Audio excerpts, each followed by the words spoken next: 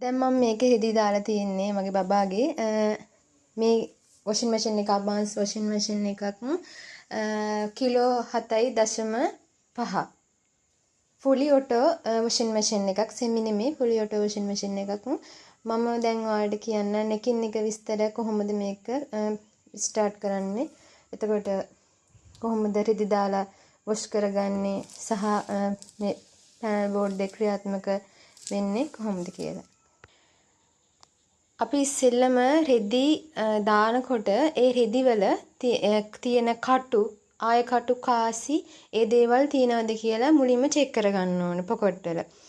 අනිවාර්යයෙන්ම කාසියක් හරි ආය කට්ටක් හරි මොනවා හරි ෂිපර් එකක් කැඩෙන්න ඕන මෙන්න තියෙන ෂිපර් මේ තව බොත්තම් එහෙම තියෙනවා නම් ඒවා ඒ වගේ රිත් දාන්න එපා.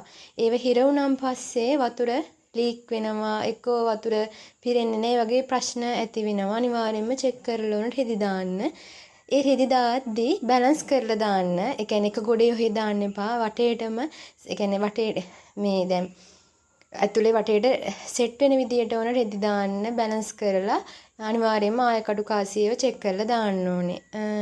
දැන් අපි රෙදි ටික බැලන්ස් කරලා දාන්න දැම්මයි කියමු. එතකොට ආයකඩු කාසියව චෙක් කරයි කියමු.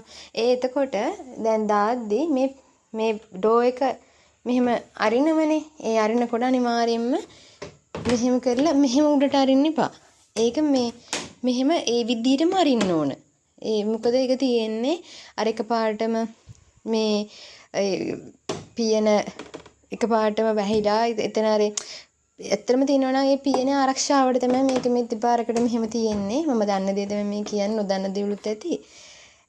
ඊට පස්සේ රෙදි ටික දාලා ආය කටුවේව චෙක් කරලා මෙතනින් කරන්නේ අනිවාර්යයෙන්ම මේ කියන්නේ මල්ටි ප්ලග් වලට ගහන්න එපා ස්විච් එක. ඒ ප්ලග් එක දාන්න ප්ලග් එකට වෙනම ස්විච් එකක් තියෙන්න ඕනේ. ඊට පස්සේ මේ තියෙන්නේ වතුර ඇතුළට ගන්න බටේ. මේකෙන් එයා කියන්නේ අපි මැෂින් එක හැදුවන් පස්සේ වතුර ලෙවල් එකයි අවශ්‍ය ටික මෙතනින් හැදුවන් පස්සේ එයා ඔටෝ මෙතනින් වතුර ගන්නවා. ඒක නිසා මෙතන කියන්නේ නිතරම ඕපන් තමයි තියෙන්න ඕන.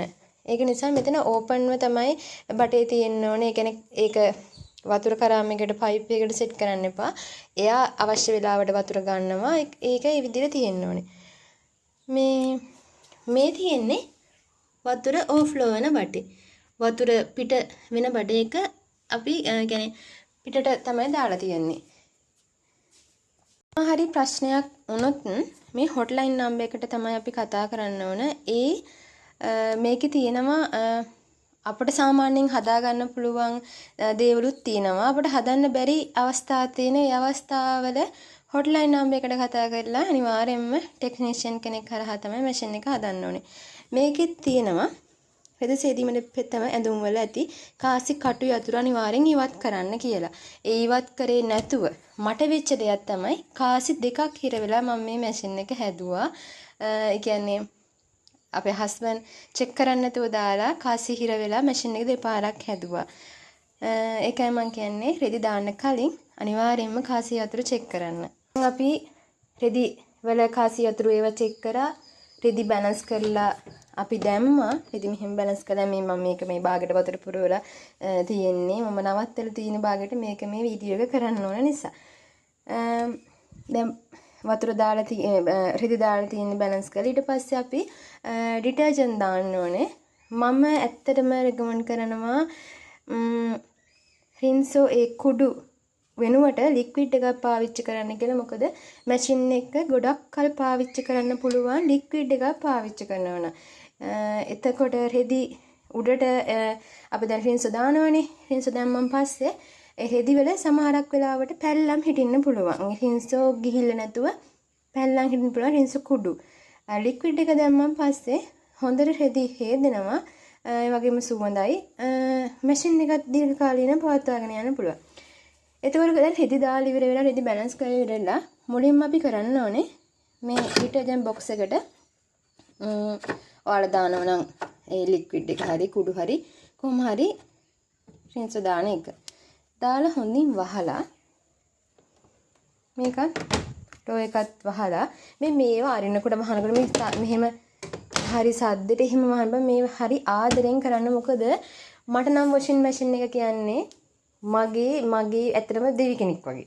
මගේ හැමදේම මගේ කියන්නේ මට වැඩි ගොඩක් වෙහෙස වෙන බබාලත් එක්ක රිදි හොදන්න ඒවට වැඩි කාලයක් යනවා. ඇත්තටම වොෂින් මැෂින් එක තියෙන නිසා මට ඒ දේවල් හරි ඉක්මනට කරගන්න පුළුවන්. මම දැන් කියන්නම් කොහොමද කියලා වැඩ ටික කරන්නේ. මුලින්ම මෙතනින් power on කරගන්න. power on කරලා අවශ්‍ය රිද්ද ප්‍රමාණය දාලා power on කරලා මෙතනින් හදන්න ඕන වතුර level එක. වතුර level. සාමාන්‍යයෙන් heavy කියන්නේ ගොඩක් කුණු තියෙන අපි ඩෙනිම් කනිසම් වගේ කියමු. ඒ වගේ දේවල් හොදනකොට ටිකක් තදට හේදෙන්න ඕන. එතකොට අපි මේ level එක heavy වලට දානවා. සාමාන්‍ය රෙදි නම් normal වලට දානවා. සාමාන්‍යයෙන් අපි කියන්නේ රෙදි ප්‍රමාණය මත තමයි සහැල්ලු රෙදි නම් එකෝ වලට දාගත්තම ඇත්තේ. මම නම් ගොඩක් වෙලාවට මම හොදනකොට බබාගේ රෙදින හොදන්නේ. ඉතින් ඒක නිසා මෙතන එකෝ වලට දාලා තමයි රුම රෙදි ප්‍රෝග්‍රෑම් කරන්නේ. එතකොට ටයිමින් එකේදී එයා ඔටෝ එක ගන්නවා. කියන්නේ මුලින්ම කොහොමත් වොෂ් වෙලා රෙදි හේදිලා වතුර ඉවත් වෙන එක නෙවෙන්නේ. එයා ඒක ඔටෝ ගන්නවා. මෙතන වතුර ලෙවල් එක අපි සාමාන්‍යයෙන් කියන්නේ තප්පර 16කට ටයිමින් හදනවා නම් මැක්සිමම් වතුර අවශ්‍ය නැහැනේ. අපිට අපි දාන වතුර කියන්නේ රෙදි ප්‍රමාණයට අවශ්‍ය වතුර ලෙවල් එක මෙතනින් අපි හදා ගන්න ඕන. කොහොමද කියලා. වතුර ලෙවල් එක.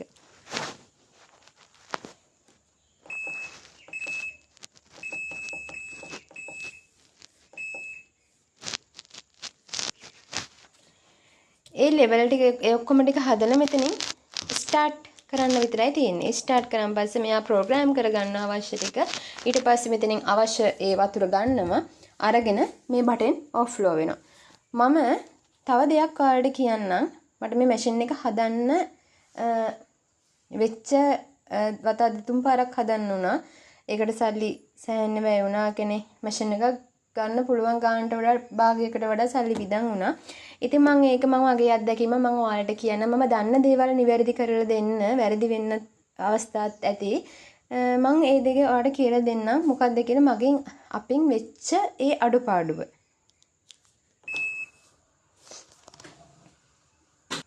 ඔයාලට පේනම ඇති අපි මේ වටේට දැලක් ගහලා තියෙනවා රයිසි දැලක්.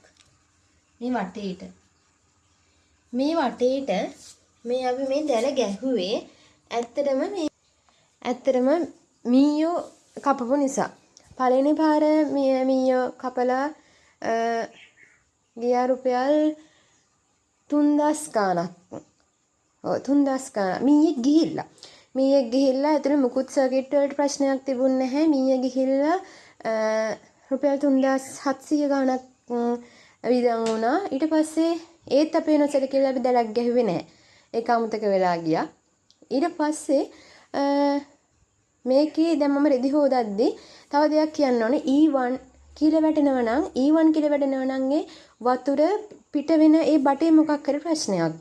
එතකොට මගේ අත්දැකීම් අනුව ආවේ E1 කියන එක තමයි දැනට ප්‍රශ්නයක් වෙලා තිබුණේ. එතකොට E4 කියලා E4 කියනකොට ටිකක් ඩේන්ජරස්. ඒ මොකද අනිවාර්යයෙන්ම ටෙක්නීෂියන් කෙනෙක් ගෙන්නලා මැෂින් එක චෙක් කරන්න ඕන සහ ලොකු ගිදුමක් යන වැඩක් සෙට් වෙලා කියලා තමයි E4 වලින් එන්නේ. E4 වලින් මට E6 කියලා E6 කියලා වැටුනේ ඒ වෙලාවේ මීයා කපලා තමයි බෝඩ් එක තිබිලා තියෙන්නේ. කොහොම හරි මීයා ඇතුළට රිංගලා උඩ පිටට එන්න බැරිව උඩ කෑම නැතුව කොහොම හරි මේ සර්කිට් බෝඩ් එකම කාලා තිබුණ යට. ඉතින් ඒක හදන්න මට රුපියල් 12000ක් ගියා ටෙක්නීෂියන්ගේ ගානත් එක්ක. ඊට පස්සේ වතුර ඕෆ්ලෝ වෙන බටේ මොකක් හරි ප්‍රශ්නයක් තිබිලා E1 හෝ E2 කියලා තමයි ආවේ. ඉතින් ඒක හදන්නත් ගියාම 8000 ගාණක් වේ. මොකද ඩ්‍රේන් මෝටර් එකෙත් වෑල් එක චුට්ටක් ඇදෙන්නේ නැහැ කියලා ඒකත් හැදුවා. ඉතින් අපේ වැරදි නිසා තමයි අපිට මේ මැෂින් හදන්න වෙන්නේ. මොකද මම මීට කලින් දැල ගහලා තිබුණා නම් ඒ මීය රින්ගන්නෙත් නැහැ. ඊට පස්සේ ඒ වතුර මේ අපි දැන් කාසි ආරාමය චෙක් කරලා රෙදි දැම්ම නම් බැලන්ස් කරලා මට ඒ කාසි වලට යන විදම යන්නෙත් නැහැ. අනිවාර්යයෙන්ම වොෂින් මැෂින් එකක් ගන්නව නම් යටට දැලක් ගහන්න. මොකද මීයෝ කැපුවම් පස්සේ මේ සර්කිට් බෝඩ් එකක් එක්කම මේක බෝඩ් එක කැපුවොත් අනිවාර්යෙන් 12000ක් විතර යනවා. එතකොට මෝටරේට හානියක් වෙලා තිබුණොත් 8000 ගාණක් යනවා. ඉතින් ඒ ඕවා ගෙවන වලට වඩා හොඳයි. අපි මුලින්ම මැෂින් එක පාවිච්චි කරද්දී ඒක ආරක්ෂා කරගන්න ඕන. අනිවාර්යෙන් යටට දැලක් ගහන්න. ඒ කියන්නේ තමන්ගේම කෙනෙක් වගේ එක පාවිච්චි කරන්න. එතකොට යන වීදම් අඩු කරගන්න පුළුවන්. ඔය ටික තමයි මට කියන්න ඕන වෙලා තිබුණේ. මේ වීඩියෝ එකෙන් දෙයක් ගත්තනම් සහ මම කියපු දේවල් වල යම්කිසි වැරදි භාවයක් තියෙනවා නම් ඒක වල නිවැරදි කරන්න කමෙන්ට් එකකින් හරි. ඔයාලා දන්න දෙයක් තියෙනවා නම් කමෙන්ට් එකක් දාන්න දැනුවත් කරන්න.